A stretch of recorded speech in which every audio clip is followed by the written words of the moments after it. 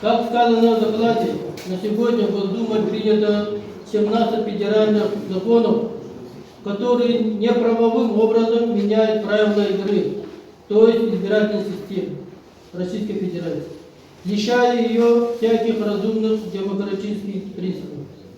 Он отметил, что мы должны понимать, что боремся мы при всей своей патриотической риторике власти с либералами, теми, кто возглавляет средства массовой информации, теми, кто за эти 30 лет постарели и стали матерыми пропагандистами, которые воспевали в свое время и ельцинское время.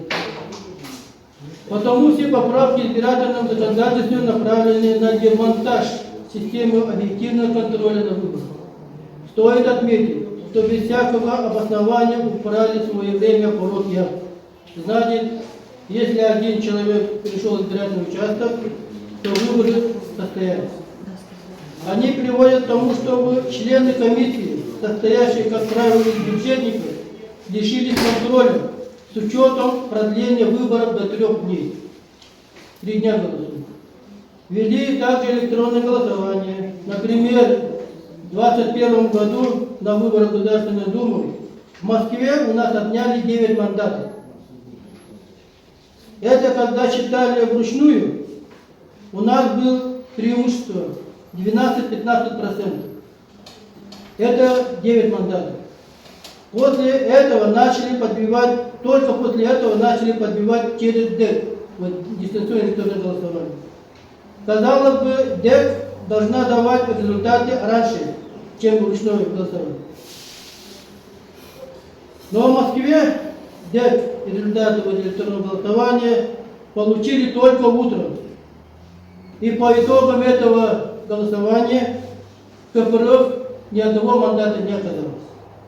Вот что происходит в данном электронном голосовании. Тут стоит отметить, что Конституционный суд Германии, при том, что в технологическом плане они нам не уступают никак, даже, наверное, вперед идут, запретил применение электронных методов голосования на выборах, а в России же наоборот, у нас внедрение ДЭК как такой прогрессивный. Также ограничили права наблюдателя. Раньше в законе была норма, когда наблюдателя или члены комиссии с правом совещательного голоса можно было удалить с участка, избирательного участка только по решению суда. На данный момент члена совещательным голосом убрали. У нас нет такого права направлять члена участкового избирательного совещательного голоса. Член совещательным голосом был самым эффективным инструментом контроля, его мы лишили. Эту демократичную норму аннулировали без объяснения причин. Напомним, что 47 миллиардов рублей было потрачено на установку видеокамер в 100 тысячах участков по стране. Сегодня избирательные участки сокращаются и видеокамеры убирают. Почему убрали? Потому что по видео вся страна видела массовые факты сбросов бюллетеней за партию власти и другие злоупотребления на избирательном участке. Видеосъемка теперь разрешена только определенным лицам. Также с этими поправками уничтожен институт доверенных лиц. Вы все знаете, какие документы являются документы строгой отчетности предвыборной кампании. Это бюллетень голосования, списки избирателей и протокол заседания избирательной комиссии. На данный момент все эти документы превратились в служебный документ, с которым нельзя ознакомиться. С учетом результатов оценки и анализа норм законодательства, принятых за последние годы, учитывая их направленность против конституционного права граждан на свободу волеизъявления на выборах всех уровней, депутатами фракции КПРФ в Государственной Думе был разработан и внесен избирательный кодекс Российской Федерации, который направлен на демократизацию избирательного законодательства, обеспечение избирательных прав при сохранении основных принципов федерализма, устранении в законодательстве противоречий, пробелов и дублирования норм. Также хочется отметить, товарищи, о том, что, продолжая тему выборов, в некоторых моментах предстоящей нашей выборной кампании.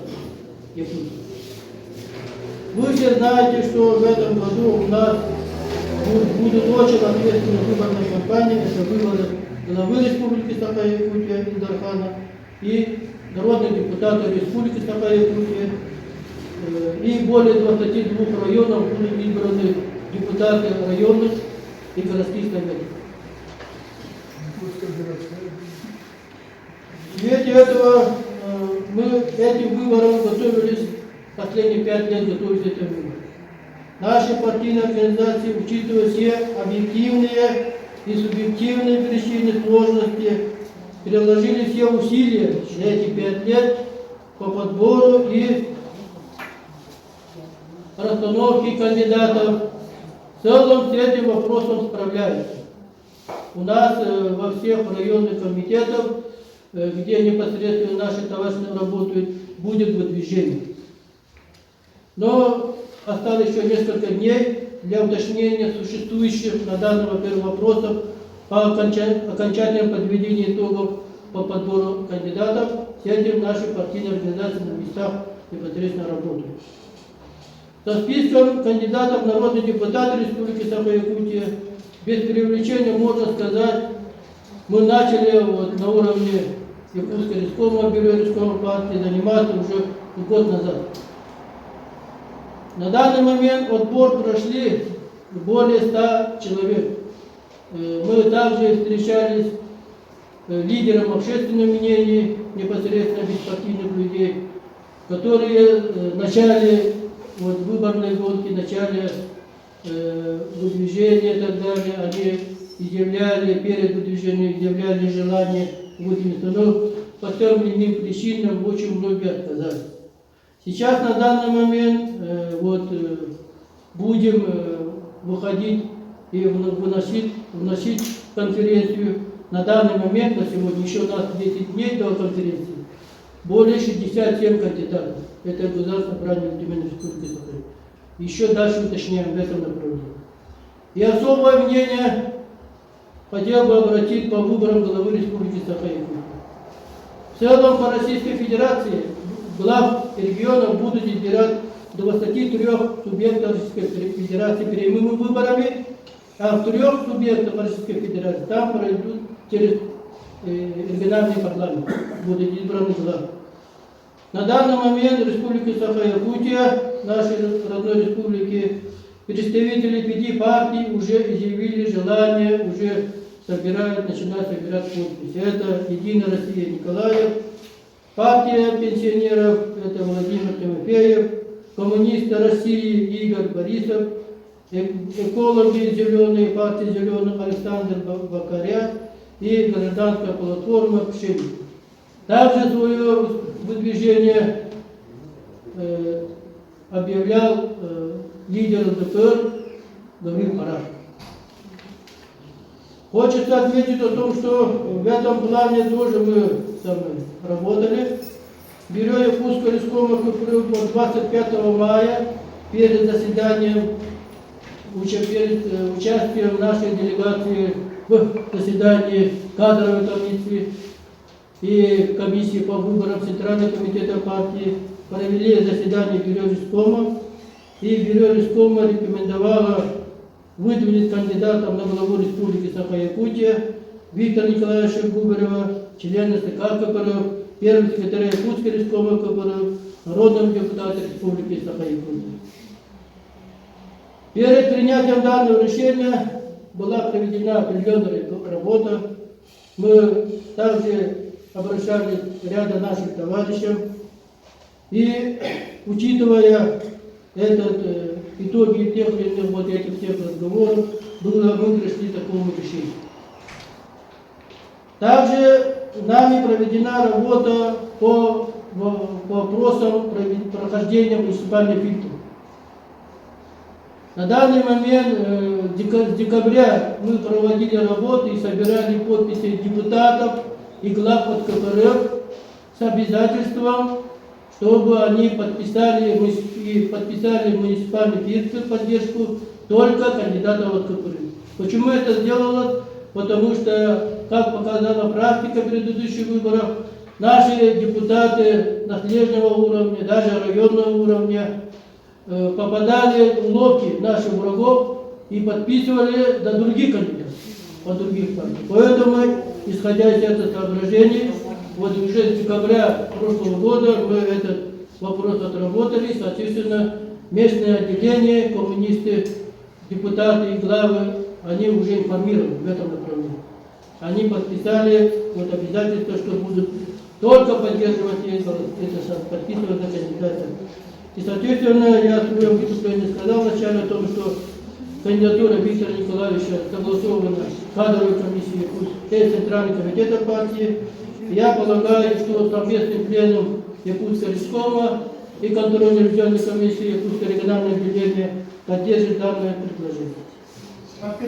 Уважаемые товарищи, предстоит огромная работа.